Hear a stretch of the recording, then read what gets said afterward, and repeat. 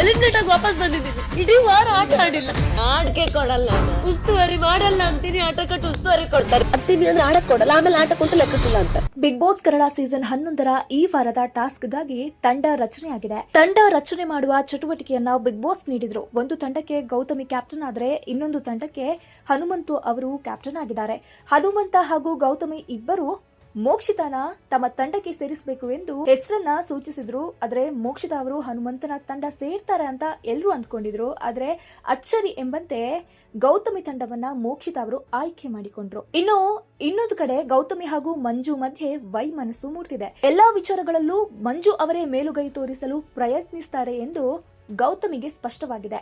ಈ ಕಾರಣದಿಂದ ಮಂಜು ಬಗ್ಗೆ ಗೌತಮಿ ಅಸಮಾಧಾನ ಹೊರಹಾಕಿದ್ದು, ನಿಮ್ಮ ಜೊತೆ ಇನ್ಮುಂದೆ ಗೆಳೆತನ ಮಾಡೋದಿಲ್ಲ ಅಂತ ಸ್ಪಷ್ಟವಾಗಿ ಹೇಳಿದ್ದಾರೆ. ಇನ್ನು ಟಾಸ್ಕ್ ನಲ್ಲಿ ಆಡಿ ಹನುಮಂತ ಅವರ ತಂಡ ಗೆದ್ದಿದೆ. ಹಾಗೆ ಮುಂದಿನ ಕ್ಯಾಪ್ಟನ್ಸಿ ಆಟಕ್ಕೂ ಸೆಲೆಕ್ಟ್ ಆಗಿದೆ. ಇನ್ನು ಆಟದಿಂದ ಸೋತ ಗೌತಮಿ ತಂಡದಿಂದ ಮಂಜು ಅವರನ್ನ ಗೌತಮಿ ಅವರು ಕ್ಯಾಪ್ಟನ್ಸಿ ಆಟದಿಂದ ಹೊರಗಡೆ ಇಟ್ಟಿದ್ದಾರೆ. ಇದು ಮನೆ ಮಂದಿಗೆ ಶಾಕ್ ನೀಡಿದೆ. ಇನ್ನು ರಜತ್ ಅವರು ಮೈಕ್ ಸರಿಯಾಗಿ ಹಾಕಿಕೊಂಡಿಲ್ಲ ಅಂತ ಗೌತಮಿ ಅವರು ಶಿಕ್ಷೆಯನ್ನ ಕೊಡ್ತಾರೆ.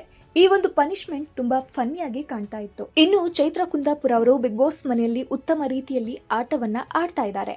ದಿನದಿಂದ ದಿನಕ್ಕೆ ಹೆಚ್ಚಾಗಿ ಆಕ್ಟಿವ್ ಆಗ್ತಾ ಇದ್ದಾರೆ.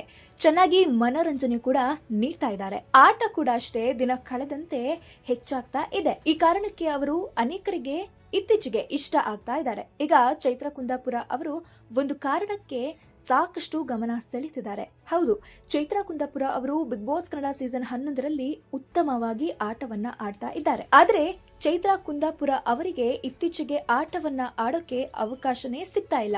ಯಾಕಂದ್ರೆ ಅವರು ಕೇವಲ ಉಸ್ತುವಾರಿಗೆ ಸೀಮಿತ ಅಂತ ಅವರಿಗೆ ಕೆಲವರು ಉಸ್ತುವಾರಿ ಪಟ್ಟವನ್ನೇ ನೀಡ್ತಾ ಇದ್ದಾರೆ. ಹೀಗಾಗಿ ಅವರ ಆಟವನ್ನ ಎಲ್ಲೂ ತೋರಿಸಲಿಕ್ಕೆ ಆಗ್ತಾ ಇಲ್ಲ. ಈ ವಾರ ಕೂಡ ಚೈತ್ರ ಅವರನ್ನ ಕ್ಯಾಪ್ಟನ್ಸಿ ಓಟದಿಂದ ಹೊರಗಿಡಲಾಗಿದೆ. ಇದೇ ಕಾರಣಕ್ಕೆ ಚೈತ್ರ ಅವರು ಅಸಮಾಧಾನವನ್ನ ಹೊರಹಾಕಿದ್ದಾರೆ. ಕಿರುಚಾಡಿ ಕಣ್ಣೀರಾಕಿ ಗೌತಮಿ ವಿರುದ್ಧ ಮಾತನಾಡಿದ್ದಾರೆ. ಸದ್ಯ ಈ ಒಂದು ಪ್ರೋಮೋ ಕಲರ್ಸ್ ಕನ್ನಡ ಬಿಡುಗಡೆ ಮಾಡಿದೆ. ಕ್ಯಾಪ್ಟನ್ಸಿ ಆಟದಲ್ಲಿ ಟಫ್ ಫೈಟ್ ಇರೋದ್ರಿಂದ ಈ ವಾರ ಯಾರು ಕ್ಯಾಪ್ಟನ್ಸಿ ಆಟಕ್ಕೆ ಸೆಲೆಕ್ಟ್ ಆಗಿ ಆಡಿ ಕ್ಯಾಪ್ಟನ್ ಆಗ್ತಾರೆ ಅನ್ನೋದನ್ನ ಕಾದು ನೋಡಬೇಕಾಗಿದೆ.